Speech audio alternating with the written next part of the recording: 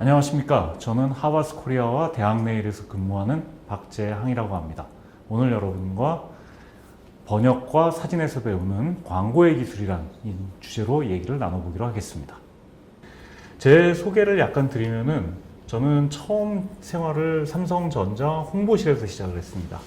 이어서 제일기획, 이노션이라는 광고회사를 거쳐서 현대차 그룹 연구실과 기아차 마케팅 전략실에서 마지막 근무를 했습니다.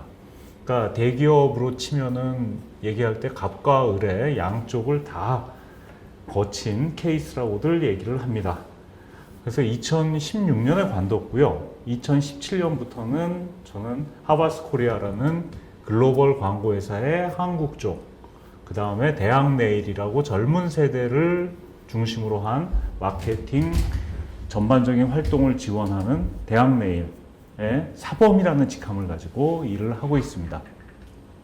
제가 이제 제목을 번역과 사진에서 배우는 광고의 기술이라고 한 것은 제가 기아차 마케팅 전략실을 그만둔 이후에 몇몇 책들의 번역 작업을 직접 하고 그것들을 또 보면은 이 감수를 한다거나 보면은 지금 번역 작업을 마치고 기다리는 것들이 있습니다. 이런 책들인데요.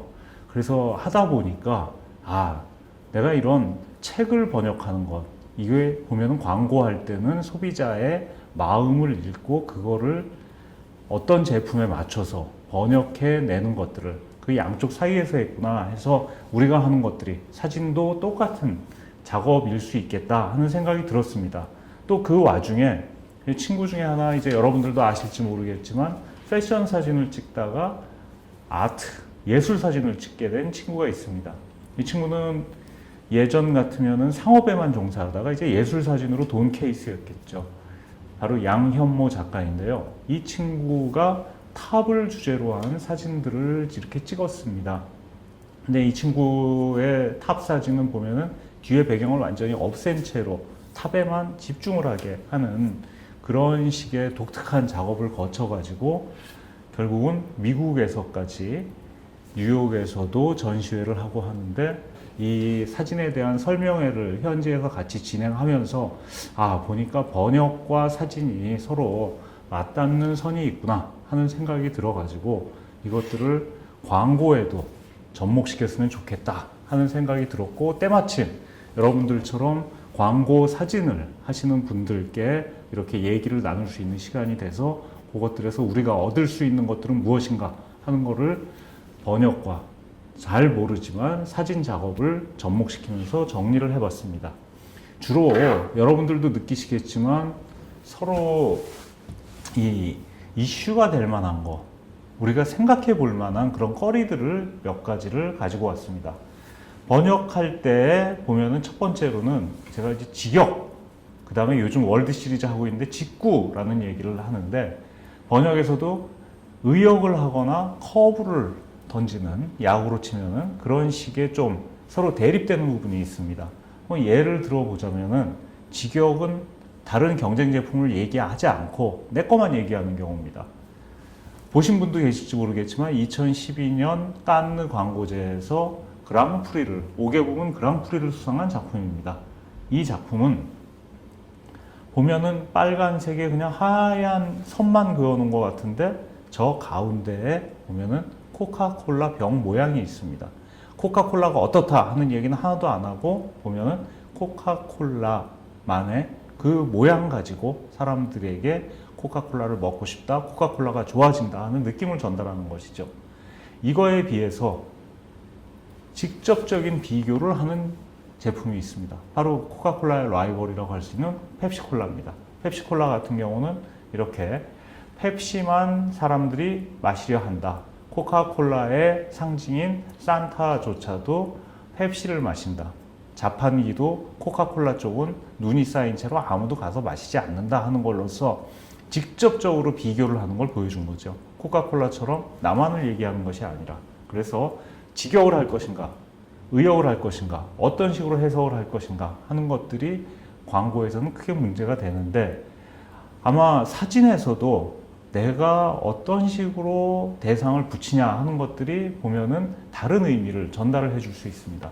이거는 아까 얘기한 양현모 작가가 가야 시대에 토우에다가 보면은 현대적인 장치들을 붙여버린 겁니다. 그래서 아이스하키를 하는 토우, 스키를 타는 토우, 이런 식으로 고대와 현대를 함께 접목시켜서 새로운 이미지를, 뜻을 담아내는 것이죠.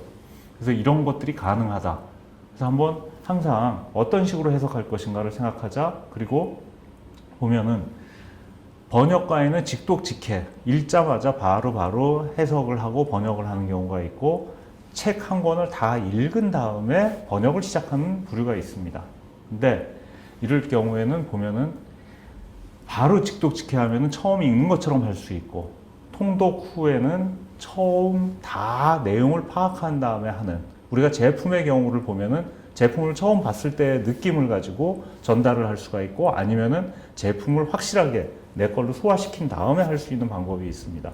그래서 그 것들에서도 여러분이 피사체를 볼 때 그렇게 해석을 할 수 있다 이거죠. 자, 이태리 시칠리 섬에서의 어떤 종교 행사를 찍은 겁니다. 이거는 그 친구가 길을 가다가 부닥쳐가지고 바로 찍었다고 그래요. 그래서 이 내용 자체를 가지고 찍지 않고 이미지만을 갖고 찍는 그런 모양이 되겠습니다. 그리고 나중에 의미들을 붙이게 되는 것이죠. 그 다음에 우리가 광고 회사에서 볼 때는 광고주에게 맞출 것인지 소비자에게 맞출 것인지 하는 것들을 고민을 하게 됩니다. 번역을 하면은 독자에게 맞출 것인지 아니면은 저자, 원래 그거를 쓴 외국인 저자의 뜻에 맞출 것인지 하는 거죠. 이거에 대한 답을 유명한 번역자가 이런 식으로 내놨습니다. 독자의 입장에서 쓴다. 그러나 평가는 저자가 한다. 이거를 광고식으로 바꾼다면은 소비자, 고객의 입장에서 광고를 만든다. 광고 사진을 찍는다. 그러나 그 평가는 처음 어디에 받을까? 바로 광고주, 클라이언트에게 받게 됩니다. 그래서 이 두 가지를 다 염두에 두고 해야 된다는 거죠. 그리고 우리가 광고를 할 때, 사진을 찍을 때도 마찬가지입니다만 모방이냐 독창성이냐 하는 걸 갖고 항상 저거 모방 아니야? 하는 식의 얘기가 나옵니다. 그런데 보면은 이 선을 자체를 확실하게 긋기가 힘든 경우가 많습니다. 자, 이 두 작품이 얼마나 낯이 익으셨는지 모르겠습니다만 왼쪽의 작품은 TV를 보는 부처라고 해서 백남준 씨의 작품입니다. 그리고 오른쪽은 우리나라에 원래 있는 양현모 작가의 사진 작품으로 원래 있는 탑입니다. 너무너무 비슷한 구도로 되어 있죠. 이랬을 때 과연 백남준을 보고 모방했다고 얘기할 수 있겠습니까? 그 다음에 사진을 저렇게 찍은 양현모 작가를 두고 백남준 씨를 모방했다고 할 수 있겠습니까? 그래서 이런 식의 것들은 자기가 지향하는 바가 확실히 잡고 나서 그 작품을 해석하고 표현해야지만 된다 하는 얘기를 드리고 싶고요. 자, 이제 또 하나 요즘 세상에 문제가 되는 거는 기계와 인간, 기술의 발전을 얼마 정도 수용할까 하는 것입니다. 그래서 예를 들자면은 번역기 같은 경우가 지금 보면은 구글 번역기가 있으면 뭐 전문 번역가는 필요 없다. 번역료도 내려가고 번역으로 밥 빌어 먹을 수도 없을 것이다 하는데 이것들을 제가 하나도 손볼 필요가 없이 번역기가 아주 제대로 번역을 했습니다. 이런 것들이 많이 일어난다는 거죠. 그러면 사진 같은 데에서도 옛날에 이런 수동식 사진에서 자동으로 그러면서 이제 보면은 스마트폰까지 되고 스마트폰 안에 예전에 보면은 어느 하나 갖추고만 있어도 고급이라고 얘기했던 카메라의 기능들이 스마트폰 안에 다 들어와 있습니다.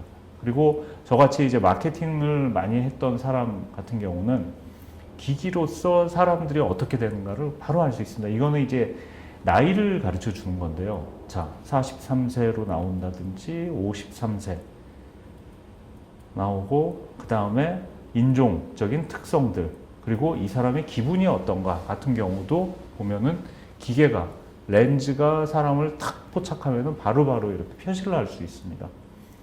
그리고 우리가 광고를 하면서는 크리에이티브는 기계가 따라올 수 없다. AI가 못한다 하는데 일본에서는 이미 4년 전에 인간 크리에이터 대 로봇 크리에이터 간의 이런 대결을 벌였습니다. 그리고 이들이 만든 작품을 가지고 서로 경쟁하고 국민 투표라는 이름으로 이 투표에 붙였는데, 다행스럽게도 이때는 6대 4의 비율로 인간 크리에이터가 점수를 많이 땄습니다만, 아마 지금 한다고 그러면은 저는 이세돌의 바둑, 그 알파고와 붙은 것처럼 아마도 AI 쪽이 훨씬 더 높게 나올 거라고 생각을 합니다. 그렇지만 이것 말고도 인간이 기계와 AI와 다르게 개척하고 만들어 나갈 수 있는 영역은 광고 크리에이티브에서는 계속 있다고 생각을 합니다. 그리고 여러분들에게 그 숙제가 주어졌다고 얘기할 수 있겠죠. 그래서 저는 마케터로서 지내오면서 통번역자와의 공통점을 이렇게 보았는데, 아마 이거는 여러분들한테도 다 적용이 될 것 같아요. 사진 작가와 통번역자의 공통점이라고도 볼 수 있습니다. 먼저 제너럴리스트가 되어라. 우리는 이미 스페셜리스트라는 말을 했습니다. 이거는 우리는 이미 사진에서 마케팅에서 전문가이기 때문에 그거를 제대로 하기 위해서 더 많이 알아라 하는 거고요. 정답은 없습니다. 최고의 정답이 사진에 있겠습니까? 철저히 준비하고 자신을 믿어라. 그 다음에 우리는 청자와 화자를 다 알아야 된다. 보는 사람, 그 다음에 내가 얘기해야 될 사람을. 그래서 우리는 관계 비즈니스에 종사한다 하는 거고요. 그 다음에 세상에 대한 책임감을 갖고 임해라 하고, 무엇보다 가장 중요한 거는 우리는 좋아서 하는 겁니다. 좋아서 하는 거기 때문에 자부심을 가져라 하는 말씀을 드리고 싶고요. 제가 번역한 책에 할리 데이비슨 브랜드 로드킹이라는 데서 10가지 꼭 지켜야 될, 그래서 성장을 시킬 수 있는 전략이 나오는데, 가장 좋아하는 것은 이것입니다. 파트너가 되라. 파트너. 누구의 주문을 받고 누구한테 내가 전달을 하고 사진을 보인다 하더라도 그 사람들 자체가 아까 관계 비즈니스에 종사한다고 했는데 우리의 파트너가 되어야 됩니다.